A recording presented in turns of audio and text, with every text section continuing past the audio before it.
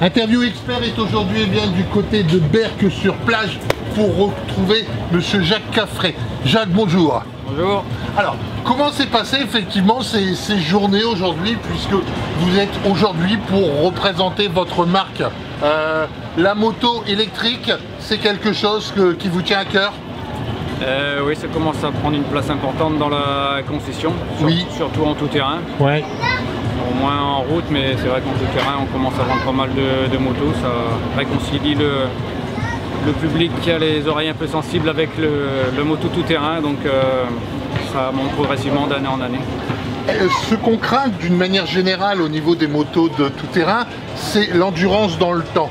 Ouais. Est-ce que l'on pourrait effectivement faire des manches à peu près de 20 minutes avec aujourd'hui une moto tout-terrain électrique? Alors bon, aujourd'hui on a Berck-sur-Mer sur une course de sable, donc là effectivement dans le sable pour l'instant on n'y est pas encore. Oui. Mais par contre sur la terre, oui, des manches entre 10 et 20 minutes, ça existe actuellement. Il y a un petit championnat de France 100% électrique, où là on a des manches de 10 à 15 minutes et ça se passe très bien avec l'autonomie des motos actuelles.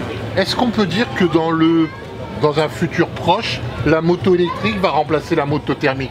Ou c'est un parallèle? Alors c'est un parallèle, oui, je pense un peu comme l'automobile, c'est une alternative. Les gens qui souhaitent rouler en électrique et se débarrasser de toute la partie entretien technique et entretien mécanique de la moto, c'est vrai qu'on revient de l'entraînement, il y a juste la graisse à mettre sur la chaîne. On branche la batterie, on est prêt à partir pour l'entraînement suivant, alors que le crossman qui a sa moto thermique, c'est le filtre à air, la vidange, les filtres à huile, les pistons, les embrayages, etc. Donc c'est beaucoup de contraintes au niveau du temps pour entretenir la moto. Donc là, je pense que les gens qui viennent à l'électrique, soit par souci de l'environnement, soit par souci de ne pas savoir faire de la mécanique tout simplement. Donc on a deux publics mais qui se rassemblent très bien. D'ailleurs aujourd'hui avec la Fédération Française de Moto, on a l'équivalence thermique électrique qui fait qu'on va pouvoir mixer les épreuves aussi bien en thermique qu'en électrique. Jusqu'à ce moment on n'avait pas encore les bonnes infos, donc là ça y est, c'est fait, c'est acté par la Fédé. La question subsidiaire, sur une moto électrique, est-ce qu'on a la possibilité de débrancher effectivement ou d'enlever la batterie, d'en mettre une autre, ou il faut systématiquement recharger la moto avec un chargeur? Ouais, alors là sur la gamme sur Ron et Talaria, on a en fait cette simplicité, cette possibilité d'avoir plusieurs batteries pour partir à l'entraînement et pouvoir faire une journée d'entraînement complète sur un circuit de motocross en ayant une batterie ou deux batteries d'avance.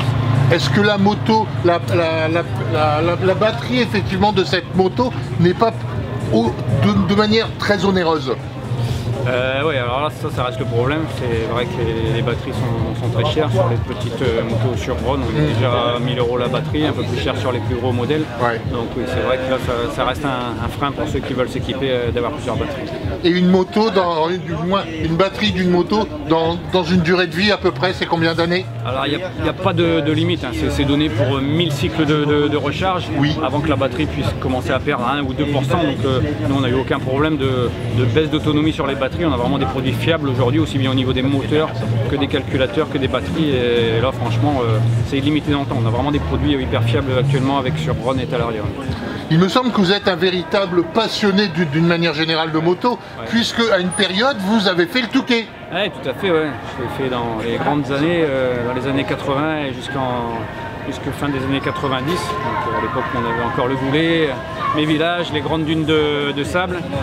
Bon, aujourd'hui, c'est un nouveau challenge, l'électrique. C'est vrai que c'est pas que j'étais lassé par le thermique, mais c'est vrai que toutes ces motos tout-terrain électriques qui arrivent, le fiston qui roule sur le championnat de France électrique, ça m'a donné un coup de boost, on va dire, et ça m'a remotivé pour repartir sur les circuits avec un nouveau challenge sur la préparation des motos électriques.